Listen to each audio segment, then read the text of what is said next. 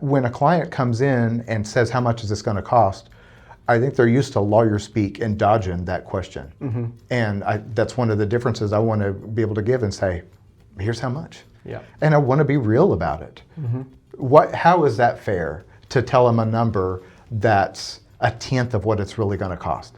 Who is going to do well in that scenario a couple of months later? So I don't know. And why would you want to sign up someone who really can't pay for it and needs something different? You're not doing yourself a service.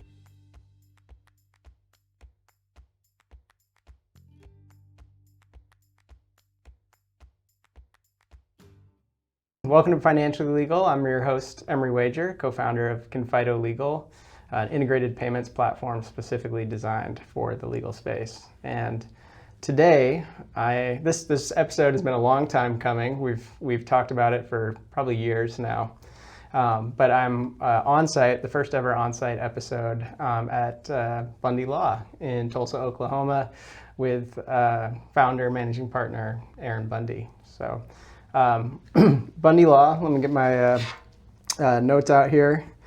I asked the internet to list out all your accolades and awards, and it went on for too long, so we're not going to do that. But Bundy Law, founded in 2018. Yes. Correct. So it's one of the top kind of high net worth family law firms in the area. I'm biased, but I'd say in the country in terms of brand and the way it's run. So I'm really excited to dive in with you on that today. I did get some of the awards listed. So Chambers, Spears Family Law Index, Super Lawyers, Best Lawyers, and a fellow at the American Academy of Matrimonial Lawyers. And as I said, many, many more. So very excited to be here. Also husband, father, excited to dig into how you manage all of those things with growing a top law firm as well. And then one thing I thought was really interesting is you're a certified financial planner as well. We know a lot about the intersection of finance and dissolution of marriage and all of those things. So it's a really unique thing. I'd love to dive in with you a little bit more on that as well. I'll give you a caveat on that. Okay. I did not go full CFP certification. Okay. I did a year-long certificate program at Southern Methodist University that is in part for financial professionals that are going to take the test. I did it for what I'm doing, made it clear to them going into the program why I was there. Yeah. So I did finish their program and get their certificate, and it looks somewhat like a CFP certificate, but I did not take that test. Okay. I assume you were probably the only lawyer in that in that class? I was. Yeah. There were a range of people from all different backgrounds. There was a lady I remember from Silicon Valley who had just had an interest in investing and was good at it, and talking enough to friends and family, she was like, I want to really know what I'm talking about. And I think she was actually looking to take the test. Yeah. But different people were coming. Then there was just some young guns at some of the bigger banks that definitely needed to do that as part of their career track. So it was a good mix, but I was the only lawyer. Yeah. Oh, interesting. And probably a huge value add to clients as they're planning their strategy in these cases. So. I try to avoid corporate speak. There are a lot of synergies in what we do. It was great for me personally. I learned so much personally, and it was great for the firm, for the office as well, and helped me find some additional literature and training for the rest of us, and it just kind of flowed over. Yeah, very cool. I want to dive in on your, you have a really elegant billing process. Where did you start? How did it change over time? And maybe you could give us a little bit of the kind of financial impact to the firm over time. I am a critic of legal education in a lot of ways. And I think it's fascinating that in law school, you're there for several years and you're dealing with a set of people, the majority of them are going to be dealing with millions of client dollars in their career. And there is zero education on it. As you know, it's not necessarily intuitive about what to do. And we all come into law school from different backgrounds. Some people maybe have a finance background or a business degree, but a lot don't. So that's interesting that you're kind of thrown out there with some don'ts, and that's it. And so then you see across your career and early all kinds of the ways people are trying to manage that. And it's a very frustrating element of the client experience, right? And it varies so much from firm to firm.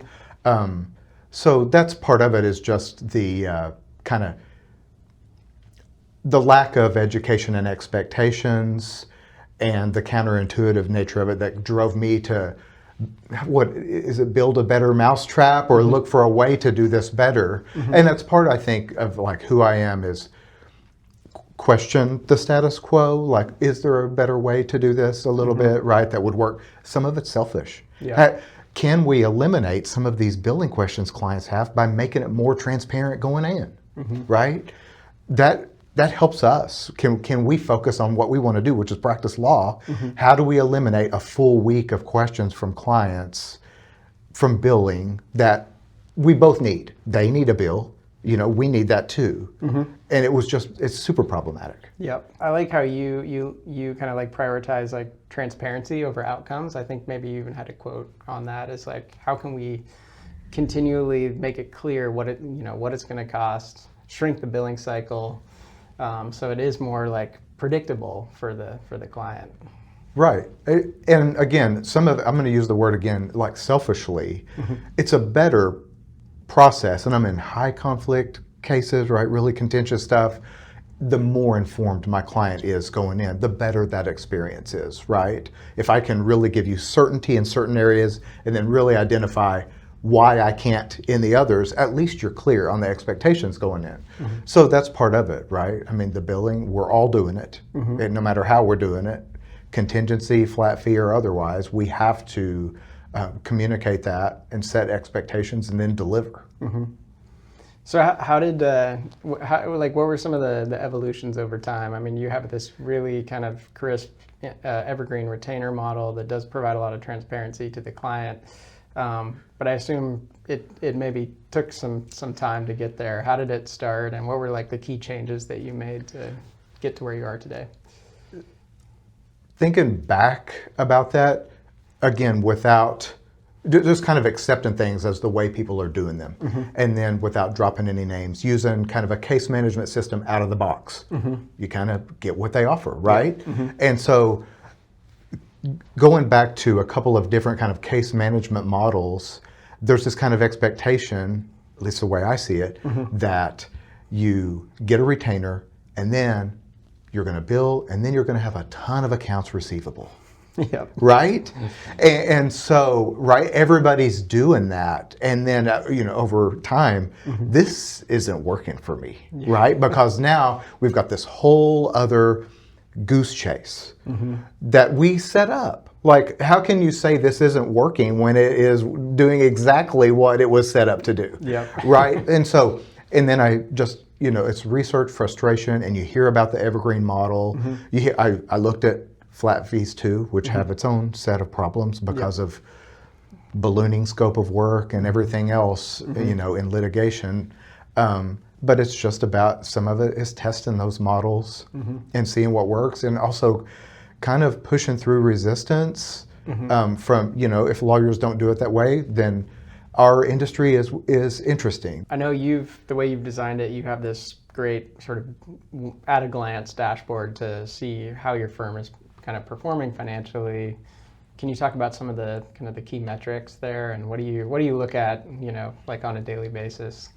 I'm going to go real simple on that, and I will drop a name, okay? Because the system that we have now gives us we can create an infinite types of reports. But I had a long conversation with Steve Mendel out of Beverly Hills, and we talked about KPIs and things like that. And he said, Aaron, tell me a problem that gross revenue does not solve. I love it. That was a good question, right? And so try to keep it simple. And I'll tell you a big influencer, again, I'll drop another name. Going back into late 2017, early 2018, John Morgan had a fireside chat through Trial Guides. And it was really consistent with his book, You Can't Teach Hungry. And it was captivating, changed everything. Some of it was hard to hear. And it was about kind of the conventional law firm process. It was about expense and overhead creep, and about the two ways law firms can make money: more money in or cut down on costs, right? That's really simple, except it's not for us. So that was really revolutionary for me at that time, and leaving where I was at to do what we're doing now. And I've gone back to it several times. Yeah, no, I love that quote about gross revenue. Well, let's go over kind of the current state of the billing process. Like how does it work mechanically, and what does it look like today? So the way we do it, which is not necessarily for everyone, we, as you know, we have some contingency fee work, but our volume day in and day out work is hourly. So we have evergreen retainers where we ask the client to pay a retainer and then essentially top that off. We bill frequently. We bill twice a month on the 1st and 15th, which is another thing that I was told clients will hate that. I've never had a complaint about it. I've been doing that kind of billing for over 10 years, and the clients love it, right? Because even if they're getting a statement that shows we're not requesting a payment, but here's how much money, it's just another way to show them what we're doing. And even if they are being billed, they can see it rather than a 90-day lag time. Oh, yeah. Right, which is what I saw, which is really kind of what I was taught early is you go 30 days and then bill and it's not due for 30 days. And then you're creating this huge separate conversation with the client about the account receivable and getting yourself maybe in a jam. And no one can remember, the client or you, really, like what happened in 90 days ago. It's hard to go back to that moment. Right, or to explain, but because to me the evergreen gives them insight, and the way I pitch it is this allows you to budget, see where your money's going. You get a little bit of hindsight like, oh, that was an expensive, really long meeting, right? So they can kind of manage that and be more choosy about what they want to do and about that scope of work as it might evolve throughout the case in a way that the other billing models don't. Yep. So I can talk a little bit more about in terms of our current billing in the Confido integration with Litify. In just the sense that when we send a bill, we have a link that's customized, and this goes back into like Netflix and how other businesses do. I think people can see a bill and a link to pay, and it just makes sense that paying with that link is going to go directly into their matter. Well, easier said than done. That's not actually that common. And so for us to have that, like you're going to pay the link just like you would when you're checking out on Amazon, that makes sense. Well, I've seen behind the scenes a little bit about how the sausage is made, and you have to have a deep integration and have some developers make that work. Yeah. I have seen, for firms that have tried to invest in it, they haven't figured out how to combine, the whole communication, so it's like, oh, I get a bill, but I don't have to pay that bill. And then I get a separate email that's telling me like I need to top up my retainer, and I'm like, I don't know what to do. Right. So yeah, I think it's been fun to work with you to try to combine that communication into one, one piece of communication. Right. So you talked a little bit about technology, and I think one thing that I really respect about what you've built is you think about not how the firm is running today, but as you're growing it, what capacity do I need for the future, and how can I set myself up to scale so that we can, really easily kind of just grow the firm without, technology lagging behind. So can you talk a little bit about maybe some of the trade-offs that you've had to make to do that? Like why doesn't every firm invest like that? Like what's been hard about that? For me individually, it is practice in law and operations and constantly revisiting those things, right? So when I see someone, and I'm saying this with respect, but who doesn't, right? They've got their practice in law and maybe dealing with associates and support staff. And so that is that kind of maybe ambitious development and proactivity is a big ask. So but there's a couple of different thoughts that I could put together on that. One is the legal profession is notoriously behind technologically, right? And so in the time, I'm not a young lawyer anymore, but I deal with senior lawyers a lot, but it's changed so much. I mean, right from typewriters and triplicate papers all the way into limited computer processing back in the early 2000s to what we have now, and the big debate about what AI is going to do to all of us. The shift is constant. So I think to serve clients well and be at that upper tier of service, you have to be able to evolve and adapt. That they expect that, they're doing it in their lives, and their other providers are. That's really where I look to beyond law, is what are the other really good service providers, restaurants, hotels, and accountants doing. One of my favorite financially legal episodes we did, we ran around to a bunch of firms and asked them how they talk about money to their clients. So I want to put the same question to you. Obviously some family law matters can be quite expensive depending on the situation. Up front, early on, how do you talk to clients about money and value and that kind of thing? I'll drop some other names.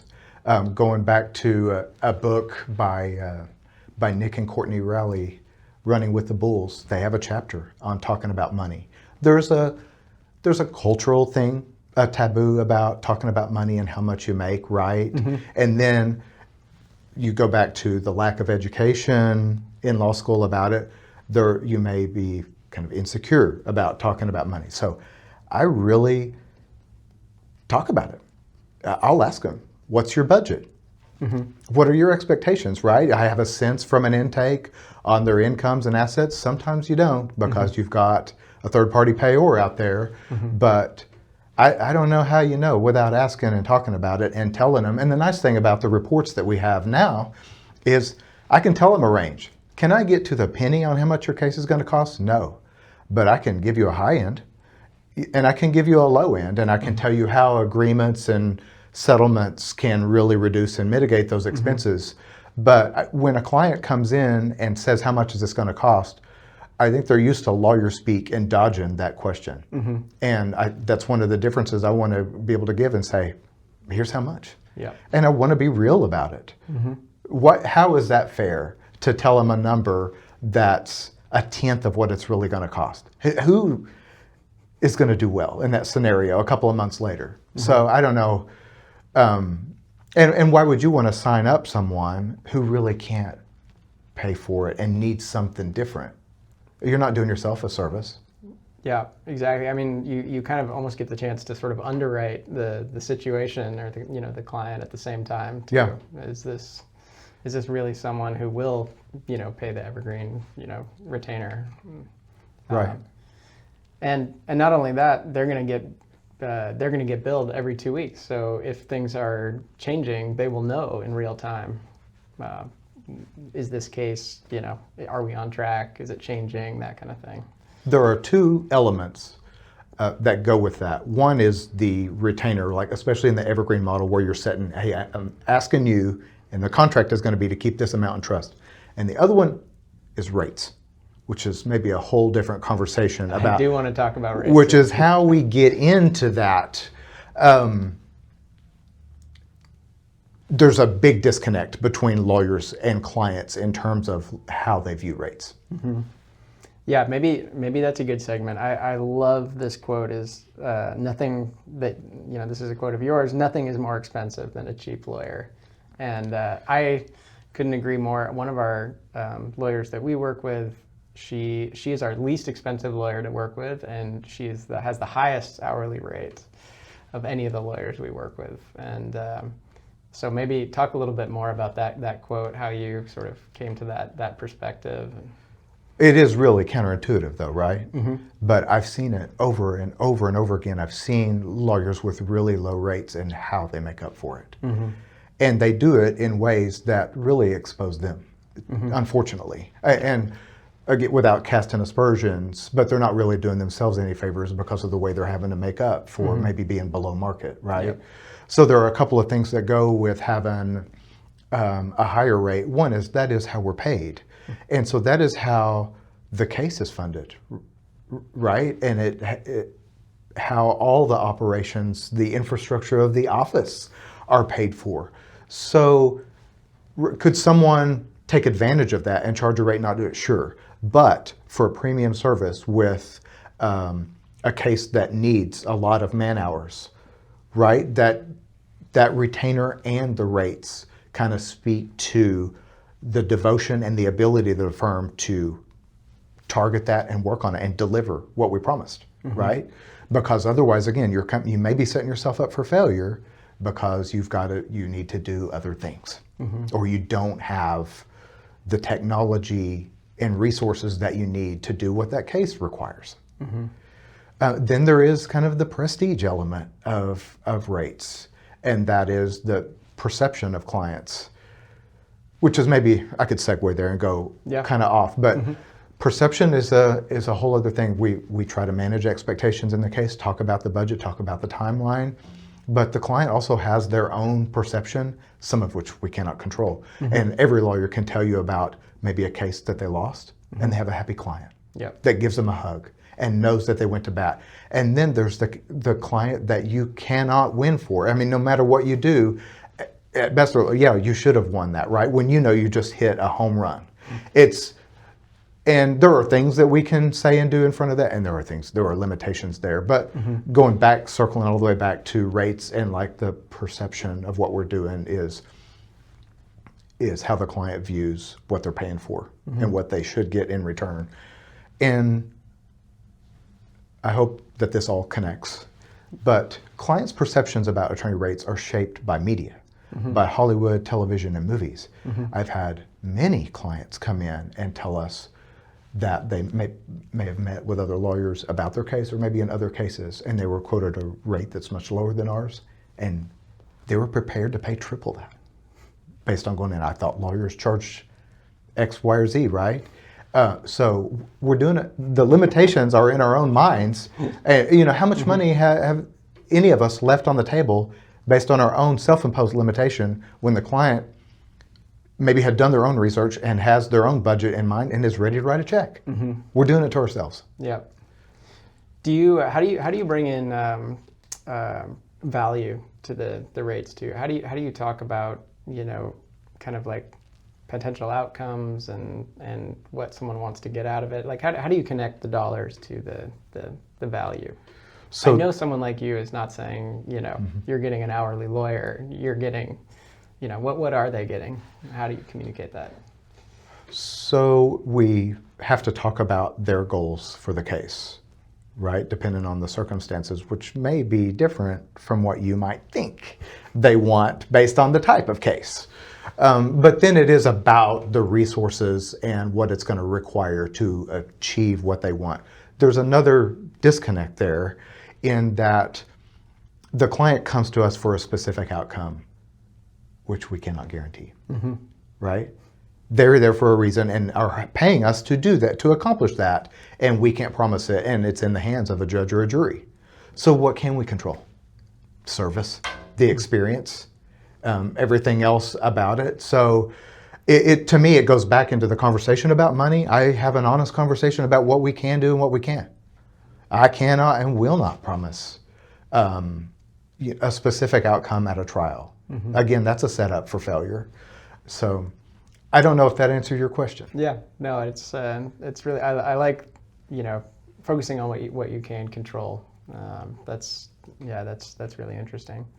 That goes back into maybe being progressive and staying on top of it technologically, because we're in a very competitive space. So I'm talking about some simple things like text reminders and things like that. As other lawyers may adopt those features, we want to stay ahead. Right? That's really where it comes from. It's competitive. It's about leading in terms of service and what we're offering. We're always having conversations in my firm about what we could do better and what we could do next and what we're seeing from seeing elsewhere. Yeah, I think in general, just there's nothing more frustrating than a business that doesn't charge enough to do a good job. And I unfortunately do see that also, and I'm sure you've experienced it as well in law sometimes, whether it's charging not enough or not collecting, on what the client is, owes the firm. So. Yeah, and for some reason, the practice of law and lawyers are viewed a little bit different. We can all tell stories about contractors and my family's was in commercial construction. Mm-hmm. So they're bidding projects and they would see someone come in low, right? Half or worse. And they know that business is going to fold. Mm-hmm. We'll come in, they're going to pay a premium, maybe for us or one of our other competitors to come in and finish this project because they were so low. Mm-hmm. And no one wants that, right? If they can look ahead, it might look like a great price at the outset, but can you even cover the cost of materials? Mm-hmm. But for some reason, that doesn't apply to us, even though we kind of know that from other experiences. Like if you go too cheap, mm-hmm. I hate cliches. You get what you paid for. Yep. But we know that's true in so many areas. Yep. Mm-hmm. Yeah, there's always that like one example from way back when you got a good deal and you're still like hoping for that, and most of the time it just does not pan out. Right. And if you go back to that person, their prices may be way different, right? Mm-hmm. They're going to, once they realize the value they're delivering, they're going to change. Mm-hmm. Yeah. Yeah, and you talk about a lot in the content that you've written about kind of continually raising the bar at the firm. And the nice thing about charging,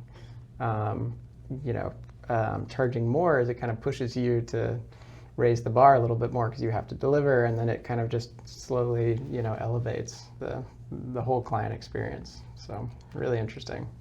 You use the word sophisticated. We're dealing, and clients are more informed than ever. They mm-hmm. have access to AI, can be problematic, but they just have access to a different set of information than they had 10 years ago, right? Mm-hmm. So we're dealing with informed clients who are constantly checking us, and so they know if we're not delivering, mm-hmm. right? So we already had kind of that motivation and incentive for professional development and growth, mm-hmm. But I just know, and my partners know, that if we don't continue to develop associates and staff, mm-hmm. it'll catch up to us really fast. Yep. You don't have a multi-year lag on that kind of drop. Mm-hmm. No, yeah, really, really interesting. Another thing on the kind of to come back to the fees as well, something that seems to be relatively controversial is whether or not to charge for initial consults, and it's so easy to slap on advertising it, free consult. I think you do not do that, if I'm right. How did you always charge for initial consults, or how did you come to that kind of strategy? I did not always charge for our consults. If mm-hmm. you're a young, hungry lawyer, you might not, right, mm-hmm. to get them in, but you can fill your day. It is ultimately, even though our consultation fee is lower than our hourly rate, mm-hmm. It's about value in your time, mm-hmm. And them, the client, potential client, valuing your time as well. Mm-hmm. We're information heavy. A new lead, if we've run a conflict check, they're going to get information about an overview about the nature of their case and how to get ready for that meeting. Mm-hmm. And our intake process is designed to help us have a really great, efficient meeting, right? But we have to charge for our time. Mm-hmm. It is a filter, mm-hmm. and it's also a sign of kind of buy-in and interest by a mm-hmm. client who may not even be kicking tires, but just looking for information mm-hmm. and not really going to take any action. Yep. We last year we implemented an onboarding fee at Confido. We don't make hardly any money off of it, but it is an amazing filter. Is this firm serious?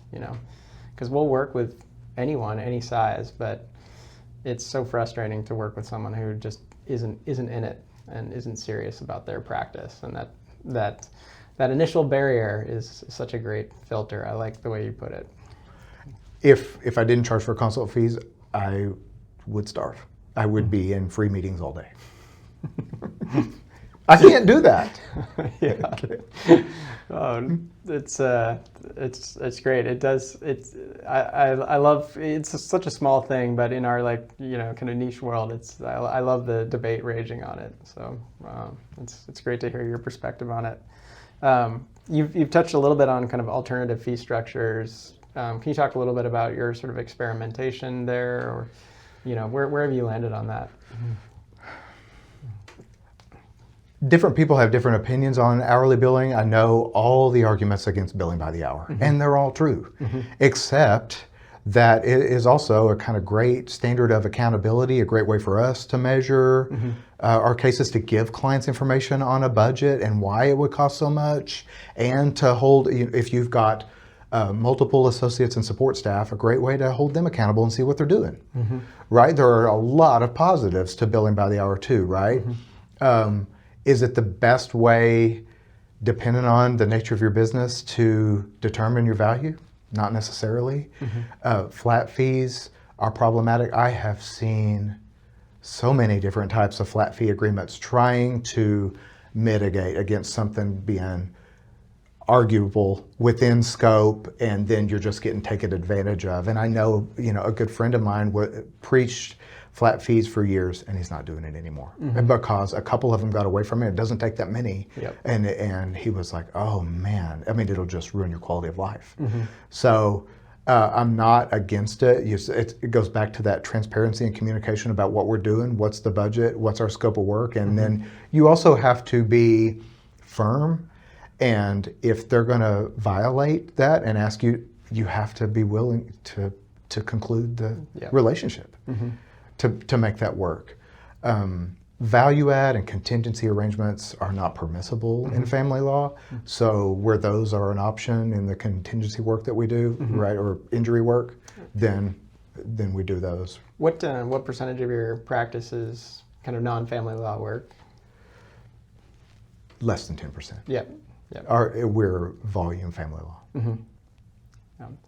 That's so interesting, and I think what's great about what you've done with your billing process, to come back to it, is take some of the negatives of billing by the hour and just kind of get rid of them by billing every 2 weeks, making it more predictable, more transparent what's going on, and doing it in a timely manner so the clients are getting real-time feedback on how this case is going.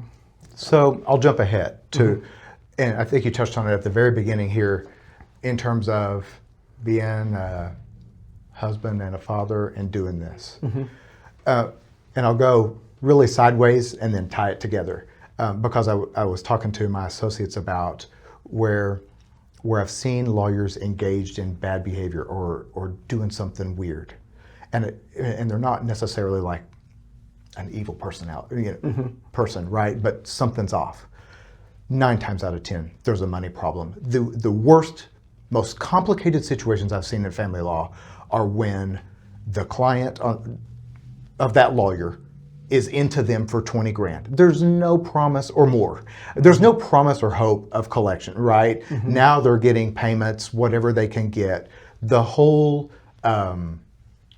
relationship is flipped and twisted. And you see things like recusing the judge and just allegations that aren't supported by the circumstances. So how do you avoid that? I told you I would tie it all back together. The way you can do this and do it well is if you've got the money right, your systems in place, the expectations set, communications, and then you're trained in how to do this. That really goes back into the professional development. If you want to work and have quality of life and feel good about the work that you're doing, you've got to be trained. We already talked about law school didn't train us to deal with the money. There's no aspect of law school that taught us to do anything that we do every day. So you got to go get some training. We'll do it. As the partners here, we'll deliver that to associates, but we're going to send them out for best practices training too. And then to tie it all back together, doing billing more frequently, doing it the way we're doing it, and investing in more efficient processes is so we can turn it off at 5. That's why. Yeah. Again, we can deliver. We're going to be really efficient. We can charge a premium rate, but we're faster than anyone without compromising quality. And then we can still, enjoy time with our families and enjoy our weekends. They kind of go together in a way that I think that's counterintuitive. And then when you see, and that's why I'll share with anyone why we do things a certain way. Do I think I've mastered anything? No. But if I can help you talk through, maybe raise your rates a little bit and be more firm on payment expectations and invest a little bit in your office.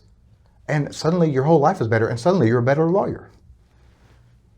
You might be the same in a lot of different ways, but your life is better. You can budget the case. You can sit down and spend time and research it appropriately without taking shortcuts because your systems are so unwieldy and cumbersome.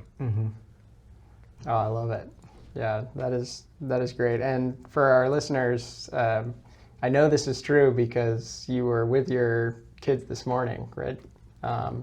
Up until just we started recording, Right. Right before noon. So We had the holiday program. love it. And now you're with me, not lawyering. So you've definitely been gracious with your time, and I know that the practice is humming while you're here. So, Right. Anything else on the kind of the family piece? I mean, we're both dads trying to manage businesses that are growing, and it's challenging to do. Any other things that have helped you in that arena? Asking for a friend. Yeah, there's a lot, right? And our sleep is important. Anywhere where we're making bad trade-offs, right? Where we're working too much and we're not getting sleep, or we're not spending time with our family, that compromises our work quality. It all kind of goes together. We have to be able to take a vacation. And why are we doing this? We're doing this for our kids and family, and to lead our lives. What good is it to live here and do things the hardest way possible at the lowest possible price? That's miserable. And there are a lot of miserable lawyers, unfortunately. They're kind of set up for failure, coming right out of law school. It doesn't have to be that way. I love it. Before we wrap, Aaron, anything else you'd want to say, or to get in on the general topic of running a law firm, growing a law firm, brands, anything like that? I would actually, the last comment I thought of is just kind of what you're doing and what you see as an outsider to practitioners. You see some of the problems. There's a lot of opportunity, right? There's a lot of opportunity if a lawyer in a firm has a lot of time or a lot of business, and they can invest in making things a lot better. I mean, that is a win for the equity partners and everyone else involved, right? I mean, long term for your professional growth and development, and then what you want to do for your kids and your legacy, it's going to pay off. And I think you see that, right? There's a ton of 100%. things that we can do, and the advances we see, I mean, there's a lot of fear about AI, but it may do a lot of good for us. Yeah, it seems to be really benefiting the firms like you who are thinking a lot about the kind of the human experience, and how does that, how do I provide a client experience that's not just regurgitating what they can get through ChatGPT or something like that. We have to beat that, right? Because they can do that. Yeah, you're way ahead of that. So. Awesome. Well, we'll leave it there. Thanks so much for taking the time to do this, folks. If you're listening, you can get the latest on Financially Legal by following Confido Legal on LinkedIn. Aaron, thanks so much for hosting me. Yeah, so. I'm glad you came. It's awesome.